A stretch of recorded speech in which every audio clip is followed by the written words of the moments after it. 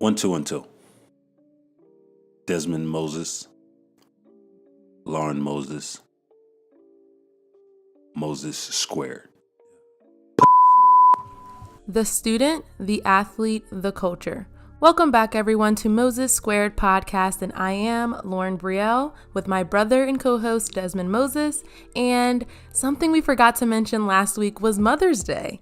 So happy Mother's Day, happy late Mother's Day to all the wonderful, spectacular mothers out there that continuously sacrifice for their children. I want to say to my mom, it does not go unnoticed, and I hope that all the mothers out there felt appreciated on that special day and continuously feel appreciated by their children. So without further ado, we're going to get into episode 5, Buy It or Sell It. Welcome everybody to Moses Squared, the podcast. This is our 5th episode, Buy It or Sell It, and we're going to go ahead and get right into it. Today, we're playing a little game. We're going to have a little fun, Lauren. We're going to play a game called Buy It or Sell It, and it's simply we'll present each other with topics, and we will either buy it or sell it. My first topic for you is Giannis Antetokounmpo. I hope I said that right. How much of an impact is he made on the game, and where do you think he stands as far as most dominant players right now in the game? Right now, I think he's one of the, if not the most dominant players in the playoffs. Right. He is Greek the Freak for a reason, or the Greek Freak for a reason, because he's kind of just a freak of nature. Right. He knows his abilities. He's very confident out on the court. You never really see him backing down from anyone. And I think his teammates know that, and they rely on him for those specific reasons because he can do just about anything on the court. Yeah, I think it's pretty cool. His competitor is old school. As far as this new school generation, kind of the buddy, addition, I'm not used to. So to watch Giannis is refreshing for me. He's not out there to make friends. He's out there to simply get his job done. Him and his guys, it's them versus the world. And I love that type of mentality. And I think it shows in his game. It's making a difference right now for them. They're playing unbelievable. I thought that Toronto would be giving them a run for their money, and Toronto looks tired still. Very tired. I think everyone did. Yeah. Everyone did. But his competitiveness stems from the team. And I think that their team has a really good dynamic in a sense where everyone knows their role. Right. And everyone plays their role. No one tries to do too much or rarely shows up. Always talk about, UVA love, Malcolm Brogdon, a great leader. And him coming in into the league a few years ago, he led by example, got Rookie of the Year his first year. And I think that the organization looks for people and men who can do their job correctly, doesn't try to do too much, like I said. And that's what really shows. And Giannis is a part of that. Yeah. He is the leader of that team as well. And not to mention or step this or overlook this, but understand Brogdon has a foundation also that they spoke about, one where they actually build water wells for different, I believe it's Africa. East Africa. Yeah, I think that's an awesome cause, for someone who's a young player in their career and to have so much wherewithal to still, lend a hand right now when he has, he could surely make an excuse, but he's making an answer, and I can respect that. And not to get off topic a little bit, but since we brought it up, at UVA, he was called Mr. President because of the way he held himself. Okay. He's super respectful. He does the right thing. He says the right thing all the time.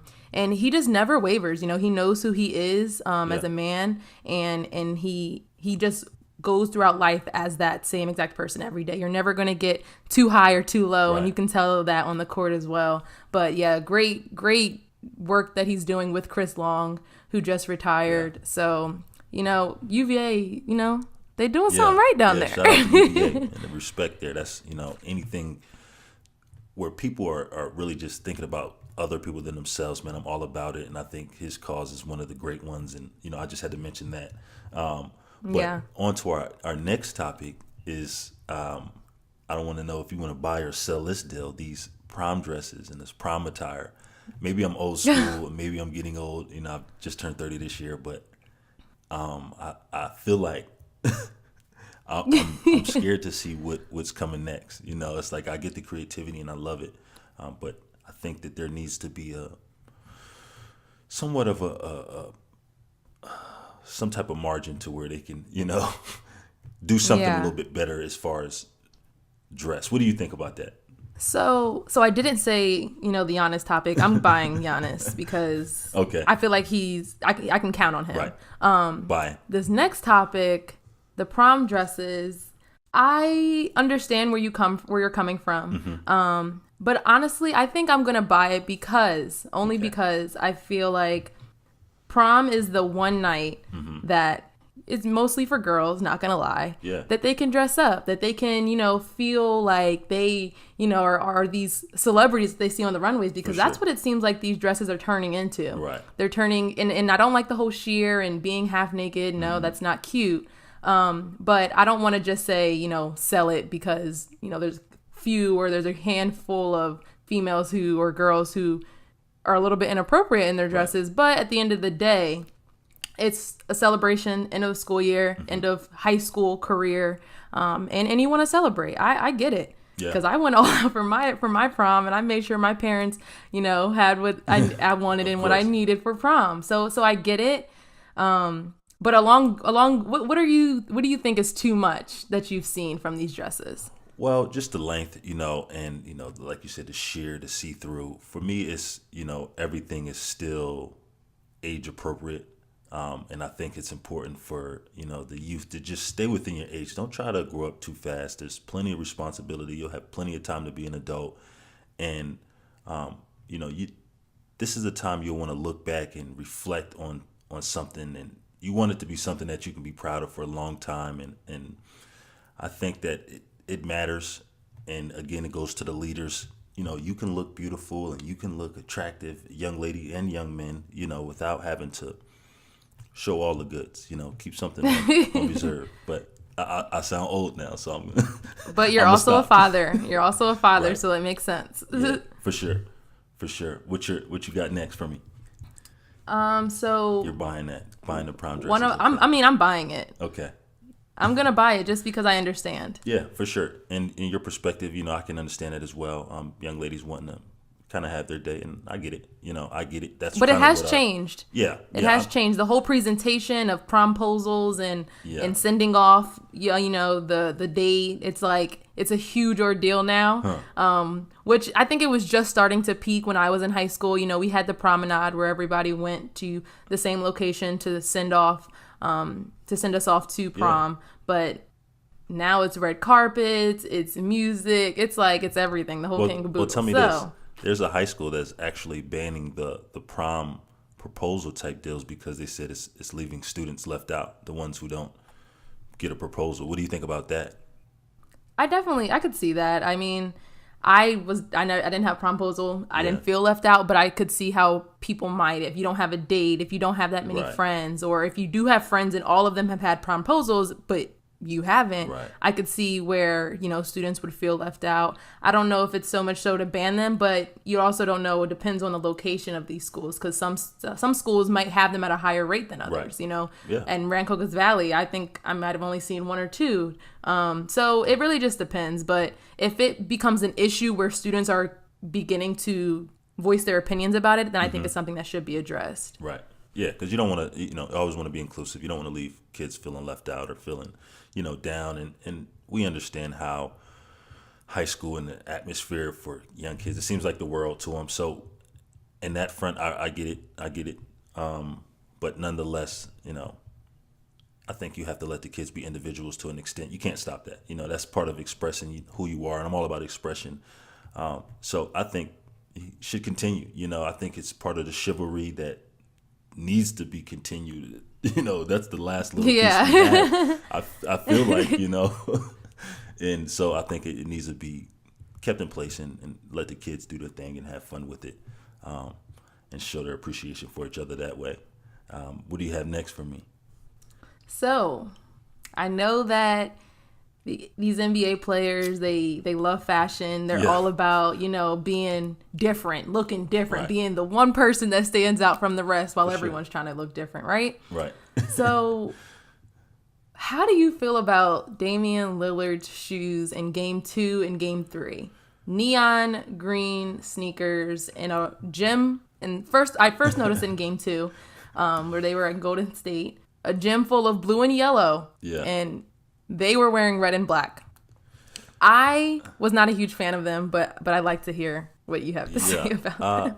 I'm a fan of pretty much anything Dame does. I'm slightly biased to Dame, but I think his sneakers are speaking a little louder than his game right now, unfortunately. Because without Kevin Durant, Golden State Warriors are giving Portland a run for their money, and despite the sneakers, which I'm gonna buy Dame sneaks for sure. Despite the sneakers, I think that they have a mountain of a task at hand, trying to battle back from 3-0 now. I think the sneakers would be the last thing Dame's thinking about right now, but I'm buying Dame sneaks. No, definitely the last thing he's thinking about. But I think when I saw them after coming from a music festival 2 weeks ago, where everyone was wearing neon green, Right. like everyone wanted to stand out, but they all looked the same. And I feel like neon green is such a trend nowadays that, like, if you want to be different, don't do neon green. Like, that's not the way to go. It's ironic that you said that everybody wanted to stand out, so they wore neon green. So everybody looked the same.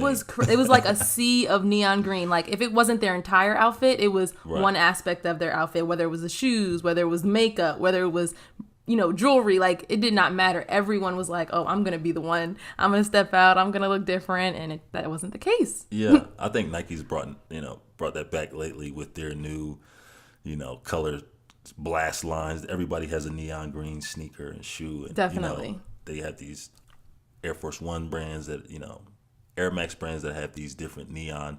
And I like it. I think it looks cool. But like you said again, if you want to look different, then you might want to wear something different. But Exactly. So my next topic, a little bit more on a serious note, is should fighting be allowed in hockey?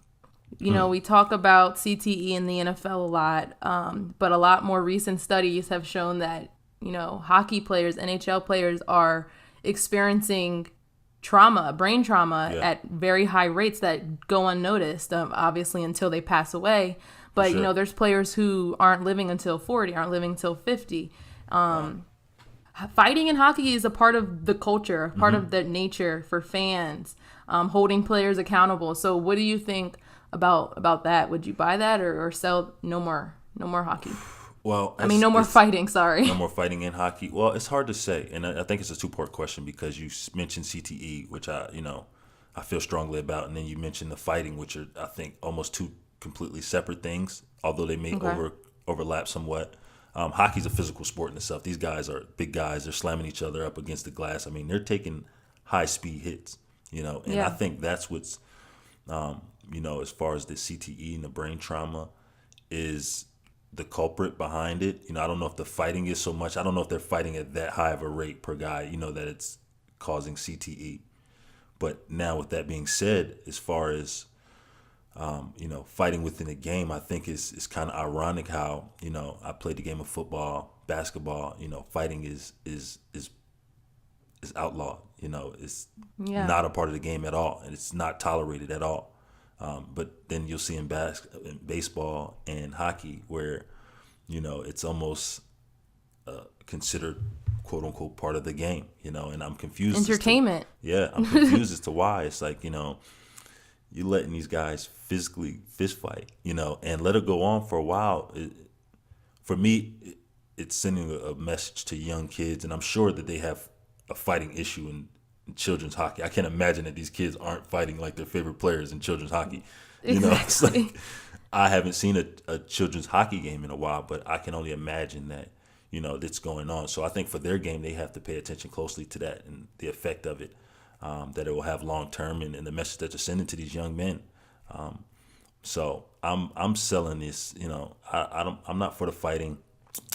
although it's been a part of their game for a long time. So who am I to say anything different? But for me, I think there's so much skill and so much art to that game that they can I think that's where I'm coming from, because I think when you look at the rate of, people having brain trauma, I just feel like fighting can't help that, and like when you think about the health of the athletes and the longevity of their lives past playing the sport, on top of the influence that it has on kids, I don't know if it's worth it. I don't know enough about hockey to even make that argument though, strongly, but I'm not a fan. I'm not a fan of it. Yeah. Speaking of fighting, there was a fight this past weekend, top heavyweight in the world right now, Deontay Wilder.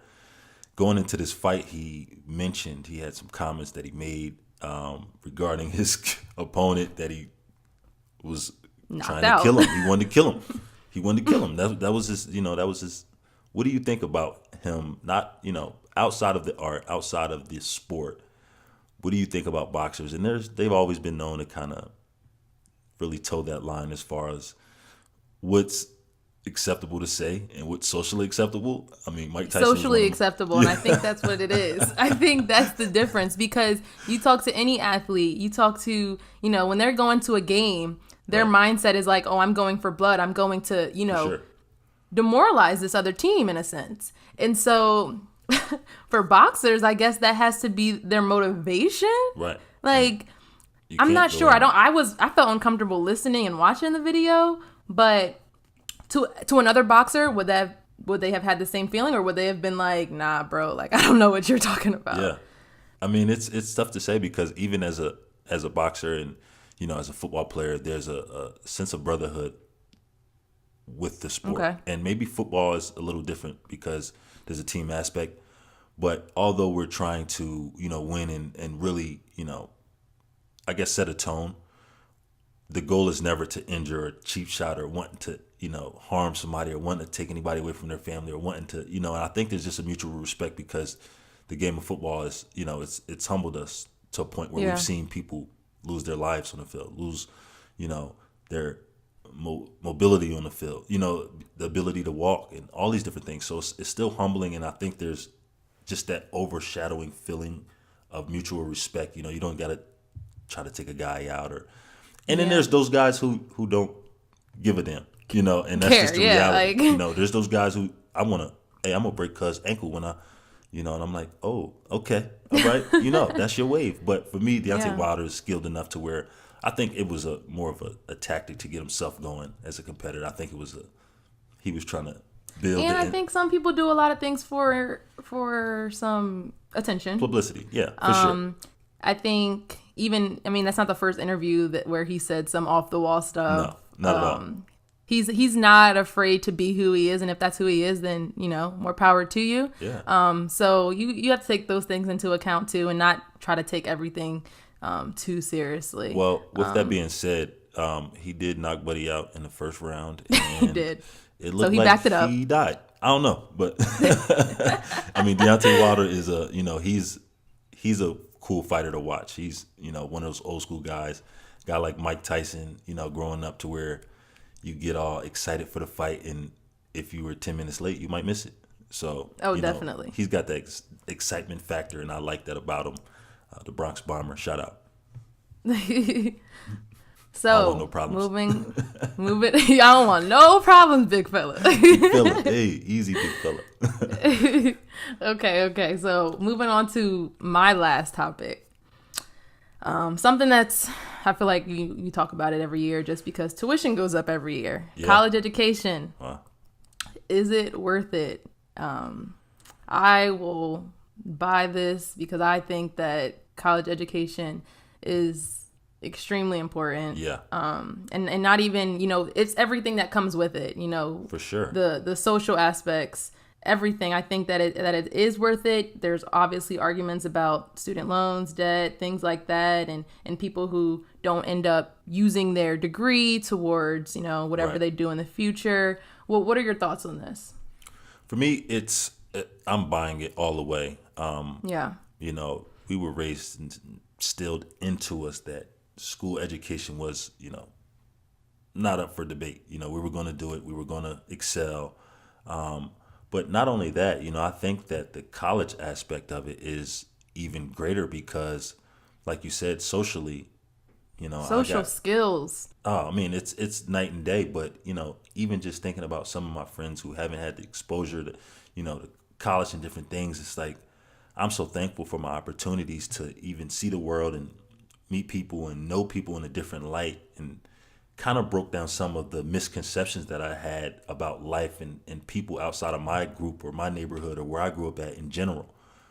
So, you know, I can't say enough about education, and obviously it's tough, you know, as far as the debt aspect. And Yeah. luckily we were blessed to have, you know, scholarship, but every kid isn't afforded that opportunity. Nonetheless, I think that if you truly want it, and you know, you can find a way, make a way. But I think it's essential for personal growth, for individual growth, for spiritual growth even. I think steady growth is the key to life. And even as a 30-year-old man, I'm continuing my education because I feel it's important to continue to grow. Don't get stagnant in life. That's the next thing to death, you know?